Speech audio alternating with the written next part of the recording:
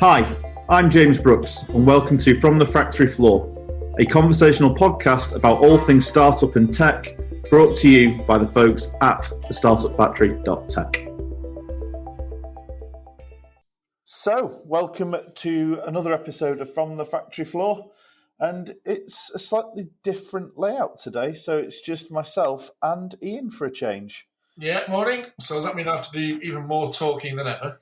Well, I don't know how you could possibly do more talking, but it just means there's not someone else to break up the flow of you and I. So, obviously, like what we wanted to talk about this week is a little bit more about TSF rather than the wider context of tech or startups. And obviously, as the founder, Ian, you've kind of got a bit more insight into this. So what we want to talk about is what we actually look for in a founder. So when someone sends us an email through the website, when someone comes in, when we have the first call, what are the sort of different things that we're looking at when someone actually comes in? So obviously it's really you and I who do that. So I think we're probably best placed to talk about it.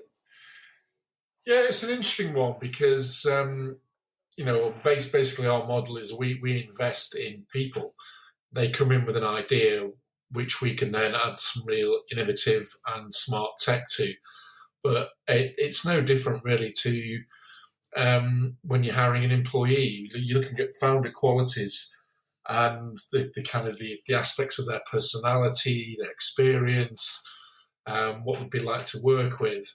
But that for me is kind of the number one issue, because if we're going to go on a journey with someone and they're passionate and it's their thing, then the 3 to 6 months that we're with them, we've got to feel comfortable. We've got to feel we can get on with them. And then, of course, once the thing is thrown out into the wild, we've got to believe in them as a business person that can actually make a successful business out of the tech product that we've built. Yeah, and obviously we've had quite a few conversations with founders. Obviously, some we've taken forward and some we haven't.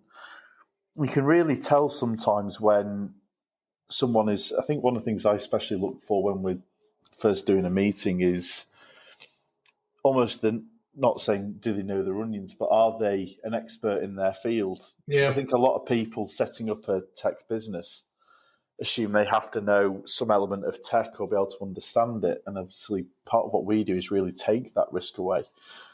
But what we aren't is experts in the field that they're in, whether it's mental health is a big one at the moment where we've had quite a few people talk to us, or whether it's social media. We aren't marketers and we aren't mental health counsellors. So we really look at, are they an expert in that to complement the tech skills and the process and the business skills we've got within the business? No, it's a good point. It is a collaboration, and it's a relationship that must start off on the basis of trust and respect. I mean, they must kind of trust us to do the right things from a tech point of view, and we've got to respect them and understand them from their domain knowledge. So I do think for me, the number one issue is that they've got domain knowledge and experience that they can evidence. They kind of understand the market, they understand the problems, the challenges, the landscape.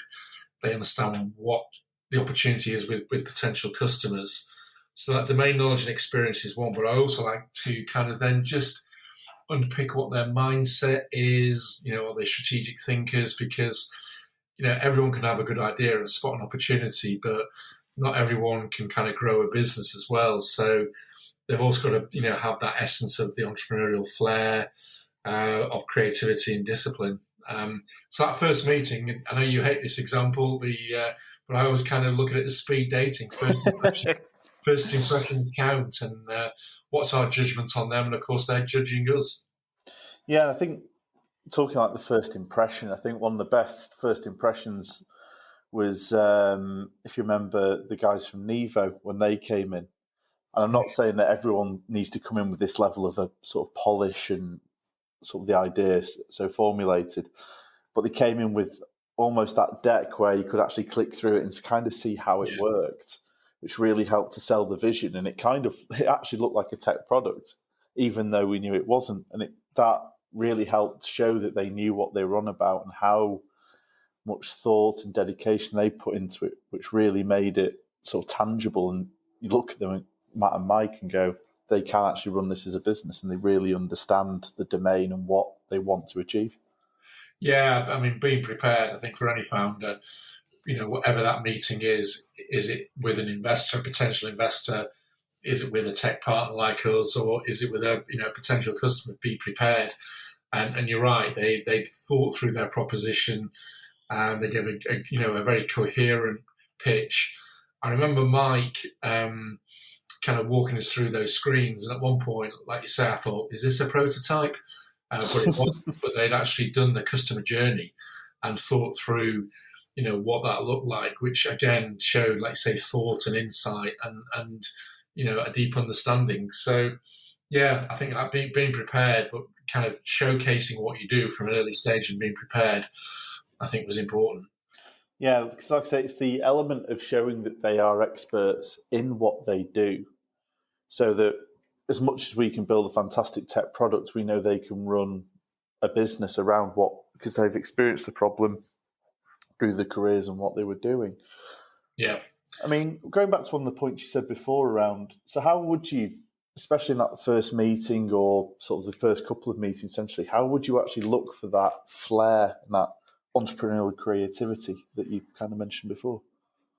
I mean, you do. You kind of look for passion, and that should be self-evident. You shouldn't need to, winkle that out of the folk that have come, and they should be kind of full-on energising it.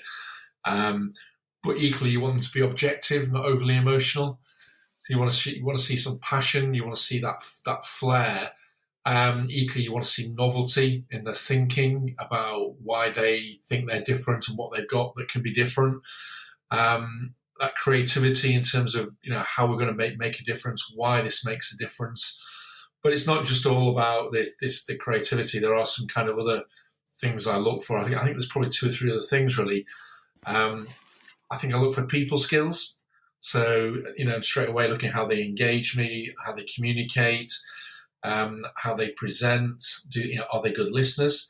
Because again, any founder has got to take people on a journey. And therefore the people skills are important around building that team. And when they're pitching their idea to us and kind of showcasing that, I'm kind of thinking, well, what would they be like in front of a potential customer as well? So people skills are important. Can they sell? Are they selling the idea? So you're right, creativity is important, but are they over embellishing it? Are they kind of being a bit outlandish? It's great, have a big vision. But literally, can they sell? And then I think from that is, commercially, how are they judging the tone of the meeting with us? For me, around the commerciality and getting to kind of what's the win-win and the outcomes they're looking for. So I'm not talking about pricing or anything like that, but just an understanding of how you form commercial relationships. So you're right, the entrepreneurial flair and creativity is kind of what we look for, but people skills, commercial acumen, can they sell? And are they objective? I think are equally important traits as well. It was when you said the word acumen then, and kind of a lot of how you phrased it then really made me think back to obviously when it was a thing on TV, The Apprentice. Because almost you see, obviously we're a bit, like to think we're nicer than Alan Sugar at times, because he's obviously a bit how he is in the programme. But obviously how they come across in terms of how they deal with each other, in terms of how they, like say, the ability to sell to someone, and obviously a lot of times not doing their own ideas, but their ability to just interact and come across as someone who we could actually work with in the future. Not just in terms of the 3 to 6 month project that we're going to build where people are sat in the office with us. You have your ups and downs in terms of the development cycle, which are just inevitable, but also in that shareholder relationship afterwards where we're going to obviously help and support them run the business and actually being able to deal with them and enjoy dealing with them and being part of that journey. Yeah, it's going to be good. I mean, I think it's going to be a good relationship from the outset because you're going to spend a lot of time with each other. And, what does success look like? I think the journey for a startup, for all startups, is recognizing that success is a journey. And like you said, the development cycle to their MVP is the first start on that. But going forward, they're going to have good days and bad days, as all business folk do. So again, it's actually looking at what do we think they'll be like at the various stages in the life cycle of a startup. So I'm always interested in terms of how they articulate their focus, their goals, the milestones, where they need to get to by when. So acumen's an important word for me, because we are an investor. We're investing in them, and our sweat equity model is kind of a bet, because we go from day one. We are literally startup founders on a blank piece of paper. And it's their judgment about them, as you say, understanding what the build looks like, what the MVP is, testing, prototyping, first customer discovery, all those sort of things, and then what they like to build the business going forward. So it's quite there's a lot going on, and we're certainly not a reality TV show like Alan Sugar puts out, but there's some elements of that where you can look at the relationships, the dynamics between the people, how people conduct themselves. Everyone can walk in with an idea. Not everyone can actually build a startup. Not everyone can actually sell. So there's a lot more to it than just having a great idea. And I think one of the parts of that is almost the motivation behind why they've had the idea. Going back to Matt and Mike and the guys at Nevo, they saw a problem and thought they could fix said problem with their offering. And it was about fixing the problem rather than necessarily we just want to make a load of cash, and almost that lifestyle kind of entrepreneur, almost ticking that box to say, I've tried, I've failed, I've tried again, or I just want to make a load of money and work for myself. I think they can be important in terms of why someone's doing it, but I think the motivation has to be, and I think you've always said that, the cash is the applause. Yeah. You actually want to make a successful business, not just I want to be an entrepreneur, I want to make a load of cash, and I want to have that, almost run the circuit of events to say what I've been doing and how I am what I am. Yeah, there's a lot of things in that, James. I think there's the 2-3 things to pick out. I think people like Matt and Mike at Nevo, Mark Hartley at Bankify, what impressed me was they identified a problem, and therefore it wasn't a nice, shiny new bit of innovation, which everyone kind of assumes startups are. Both those ventures came about because of experienced people, talented people who saw a problem to be solved that no one was looking at. So a startup and innovation can be about fixing a problem. I think they were, the qualities of them, and Tom McNamara as well, about determination and focus of hard work, not the kind of celebrity status and just doing it for the money. They actually wanted to do a thing because it had purpose and meaning. And again, I think that aligns to our values and how we work in terms of pride and focus on doing something.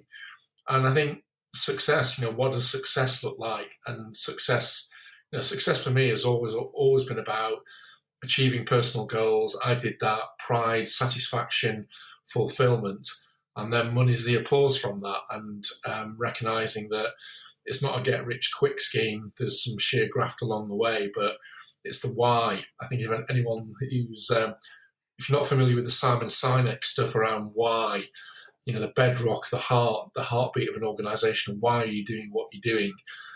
Go and read some of the Sinek stuff, and I think that's got to be the heartbeat of any startup. Yeah, it's really that mission. And I know, obviously, when we started TSF, we had our 5 pillars and really solidified this is who we are and why we're doing what we're doing. We want to help founders. We want to create successful tech startups, and it wasn't just a case of, almost like you say, the get rich quick kind of scheme. And we've worked with some fantastic people and very motivated people. And they, like you say, it's that ability to almost find a problem, and then solving the problem generates the revenue, rather than looking at a revenue first and I want to get rich, and then coming up with an idea just to almost fulfill that. Yeah, I think you're perhaps overstating it a little bit in terms of want to get rich. I think people come, I know what you mean, I know what you're implying. People kind of come and say, look, I want to make a pile of money. Whereas actually the motivation is working for yourself, what does that give you from a life and a personal learning perspective? So, yeah, there has to be financial reward. We're all human beings.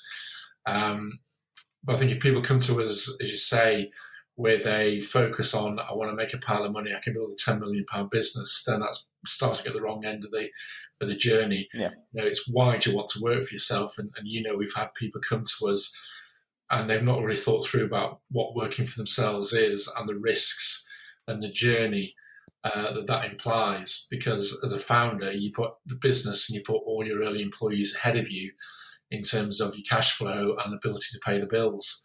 So, yeah, I think financial incentive is one. I think doing something remarkable, I think for me is the primary motivator. But you're right, motivations. Why do you want to do this now? And timing, again, of course, is another factor. Yeah, I mean, is there anything else particular that you actually look for when obviously someone walks through the door or has an idea that they're presenting to us? Not really. I think it's that first engagement. That first impressions count. The first conversations, how you warm to someone, how they communicate, how they engage you. It's just the usual things, really. But at the end of the day, we are looking. A founder is a different type of business person, obviously, as well. They've got an appetite for risk. They've got an appetite for putting themselves out there. Can we work with them? Do we believe they're going to take this, from an idea to a venture? But I think it's judgment. It's about the judgment of the person and the character in front of you. We joke about and take people out for a beer, but it is just all about that connection you create. If you're going to be in this together and we're investing in them, then they've got to be good, honest people with values that align to ours, the way they conduct themselves, what they want to do. But I think it's just a good connection around domain experience, people skills, financial acumen, all those things we've talked around. And it's just like, would you trust this person? Do you respect them? Because there's going to be times in the journey where you're going to have a few heart-to-hearts, so they're going to have to tell you a few things that you may not want to hear. So it's all about, can you form an effective personal relationship that will last, 2, 3, 4, 5 years? And I think we've done that relatively successfully. I mean, you look at a lot of the founders that we've worked with, from the very outset through to the people we're working with at the moment. And, I know that your one of your other favourite phrases outside the speed dates is, you should be able to go to the pub with people. You don't necessarily have to go on holiday with them. Absolutely. And it's that balance of, and I think one of the key words really is trust. Can you develop that trust and that bond with someone that they are both aligned in values and you believe they can take it forward and turn it into create a successful business, not just have a good idea? Yeah, it's like sharing the personal stuff as well. A number of our founders have got children. So again, it's understanding where their families fit in, talking to them about their family activities, which gigs they're going to, where the kids are at school, what they're doing at the weekends. It is that intimacy. We do like to have that close relationship because, the way we work and what our business model is they're not clients, they're collaborators. So we're in the business. We're in the business financially. We're in the business emotionally.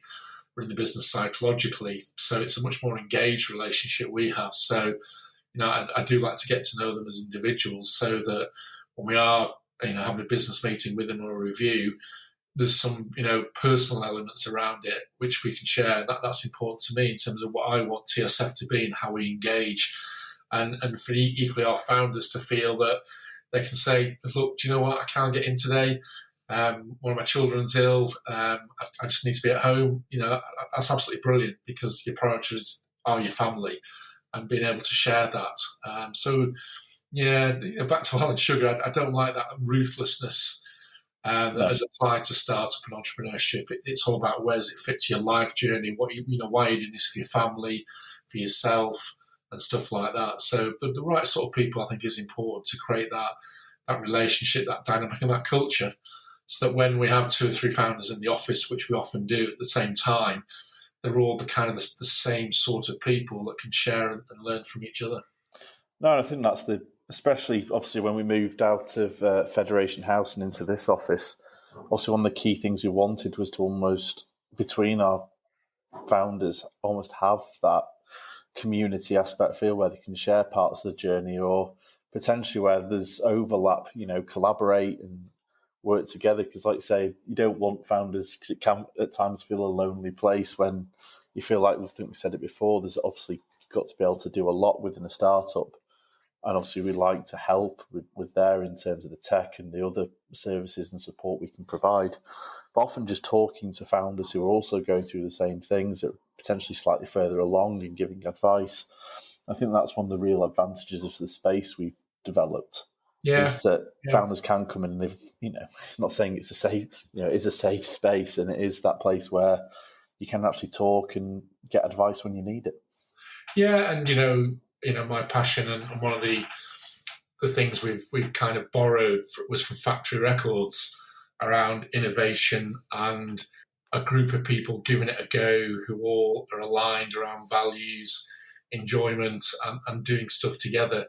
So it doesn't need to be overly complicated. I know, VCs and PE investors have a much more rigorous and disciplined approach to due diligence and how they invest and why they invest.